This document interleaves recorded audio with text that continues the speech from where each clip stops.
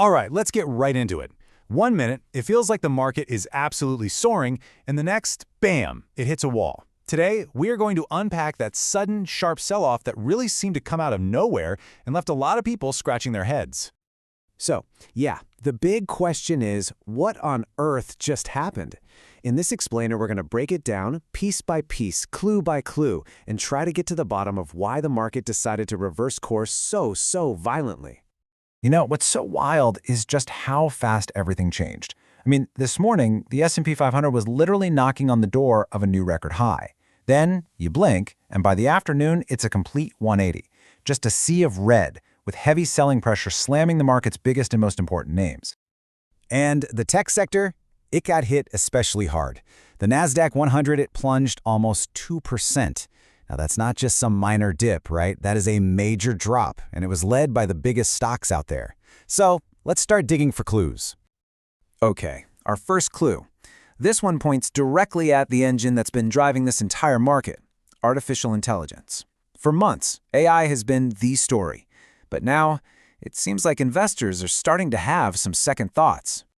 There was a recent segment on Bloomberg that just perfectly captured this shift in thinking.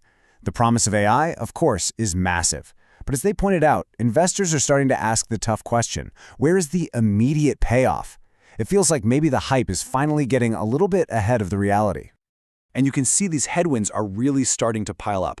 Investors are now looking much more closely at how much companies are actually spending on AI versus how much they're making from it.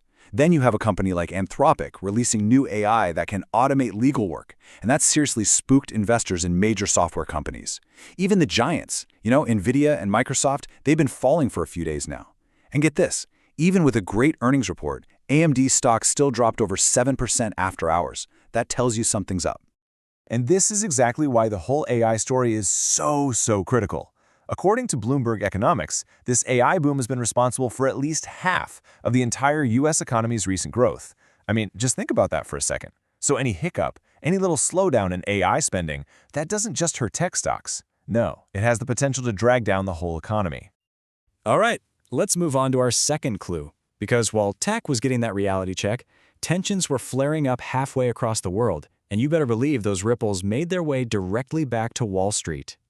So here's the sequence of events. First, a U.S. jet shoots down an Iranian drone. Then Iranian gunboats go after a U.S. flagged tanker. And just like that, diplomatic talks that were supposed to happen are in serious jeopardy. The risk of a bigger conflict spikes, and what happens next? Oil prices go soaring. In the market, fear translates into action, and it does it fast. Money started flying out of those riskier assets, like tech, and scrambled into traditional safe havens. Oil stocks like ExxonMobil shot up, and precious metals like gold and silver, which had been pretty weak, suddenly got a lot of attention. Okay, for our third clue, we're going to shift gears a bit. We're moving from the news and fundamentals to what the charts themselves are telling us. And for the technical analysts out there, this sell-off, well, it wasn't a surprise at all. In fact, they saw it coming. So first, a real quick definition for you. A resistance level, it's basically a ceiling on a stock chart. It's a price where a whole bunch of sellers tend to show up, making it really hard for the price to push any higher. And that is precisely what just happened. The S&P 500 ran right up to a major long-term trend line.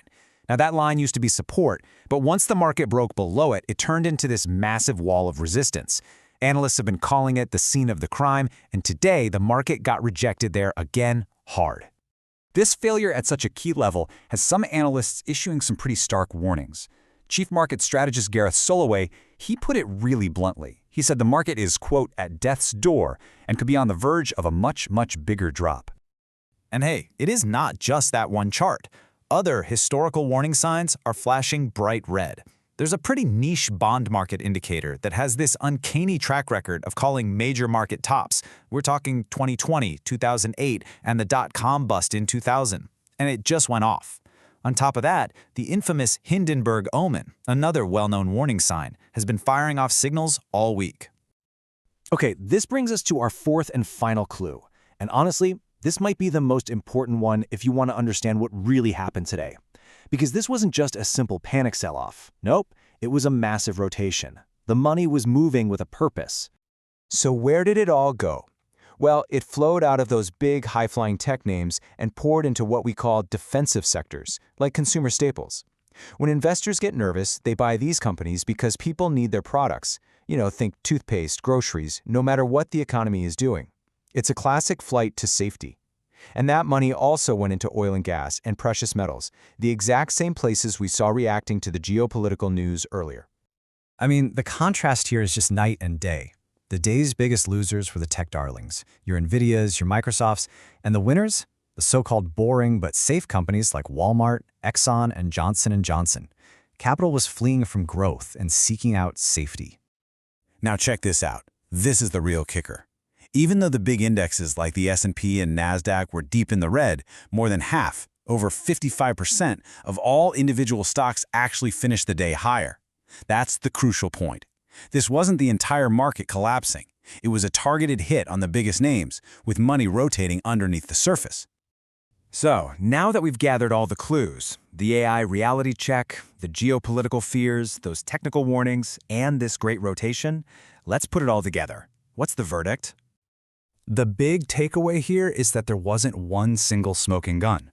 What we had was a perfect storm: growing doubts in the market's most important sector, a sudden spike in global risk, a technically weak chart, and it all hit at the same time, triggering this massive reshuffling of money.